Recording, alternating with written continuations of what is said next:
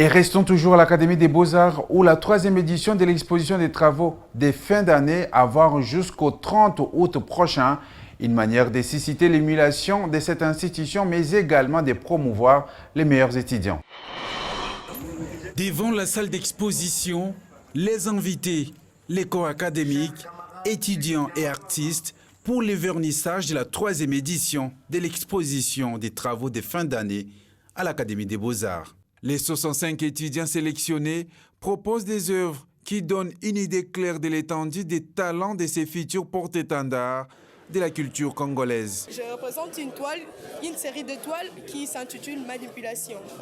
On remarque très bien qu'il y a la personne qui manipule et la personne qui subit l'action. Cet homme, en fait, représente pour moi d'une certaine manière la population. Cette personne qui ne sait pas dans quoi, qu'est-ce qui peut lui arriver, se retrouve sous l'emprise de cette femme. Et cette femme qui peut être représentée par les politiciens. Le moteur de mon travail, c'est l'exaltation de l'âme. L'exaltation de l'âme, c'est l'action d'élever notre âme très haut. Et c'est pour cela que je découpe le corps pour montrer que non, le corps, c'est comme une enveloppe. L'importance que c'est notre âme.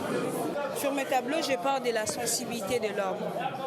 Et j'ai essayé un peu de faire la comparaison, de représenter l'homme en pierre comme symbole de la résistance, de la force.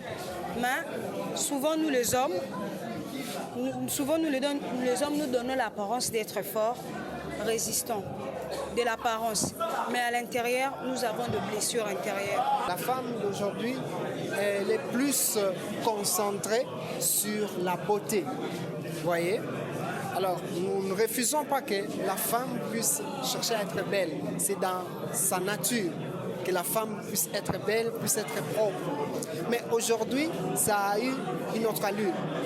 Elle doit être équilibrée. Cette année, l'exposition rend hommage aux deux enseignants d'heureuse mémoire, Maître Ignace Bamba et le professeur émérite Alfred Liolo, qui ont marqué l'histoire contemporaine de l'Académie des Beaux-Arts en mariant leur génie artistique à une démarche pédagogique. La relève est donc assurée. La jeunesse a besoin de mythes fondateurs. Toute une nation, pour qu'une nation se construise, on a besoin de mythes fondateurs.